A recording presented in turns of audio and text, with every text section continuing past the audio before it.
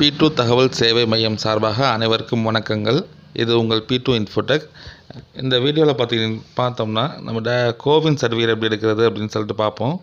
CoWIN certificate, அதாவது corona ஊசி போட்டவங்களுக்கு certificate எடுப்பாங்கள்ல, அதுக்கு இதில் டெஸ்க்டாப் போய்க்கோங்க. டெஸ்க்டாப்பில் ஏதாச்சும் ஒரு ப்ரௌசர் நீங்கள் ஓப்பன் பண்ணிக்கோங்க. ஃபயர்ஃபாக்ஸ் மேக்ஸிமம் யூஸ் பண்ணுங்கள், அப்படி இல்லைன்னா நீங்கள் க்ரோமே யூஸ் பண்ணுங்கள். க்ரோமை ஓப்பன் பண்ணிட்டீங்க அப்படின்னா ஃப்ரண்ட் பேஜில் கோவின் சொல்லிட்டு அடிங்க. கோவின் அடிச்சுட்டு அது www.cowin.gov.in அந்த வெப்சைட் இருக்கும். அந்த வெப்சைட்டில் கிளிக் பண்ணிக்கோங்க. கிளிக் பண்ண உடனே உங்களுக்கு ஃபஸ்ட்டு வந்து அதோட ஹோம் பேஜ் உள்ளே நுழையும். அதில் மேலே டாப்பில் லெஃப்ட் சைட் கார்னரில் ரெஜிஸ்டர் ஆர் சைன்இன் காமிக்கும். அதை நீங்கள் கிளிக் பண்ணிக்கோங்க.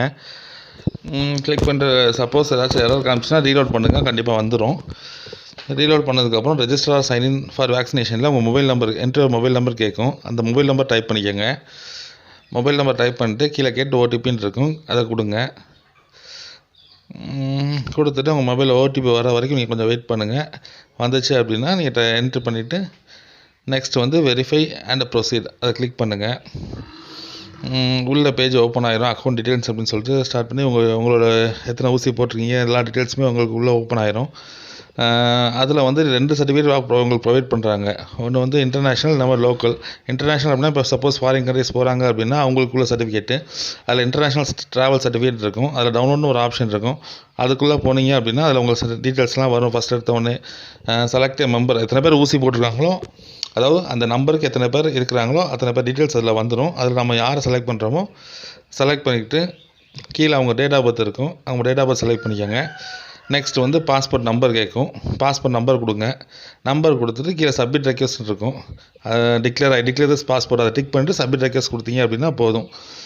இப்போதைக்கு நம்ம தேவையில்லை. ஸோ வந்து நார்மல் சர்டிஃபிகேட்டில் போவோம்.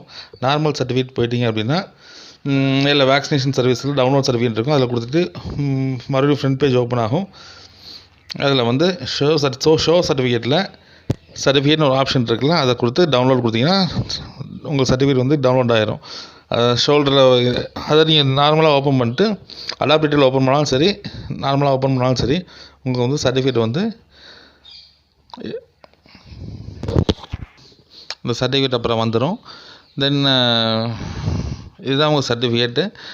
ஒரு ஊசி போட்டிருக்கீங்களா 2 ஊசி போட்டிருக்கீங்களா அப்படிங்கிறது அதிலே மென்ஷன் பண்ணி வந்திருக்கும். அவ்வளோதான் கைஸ். தேங்க்யூ.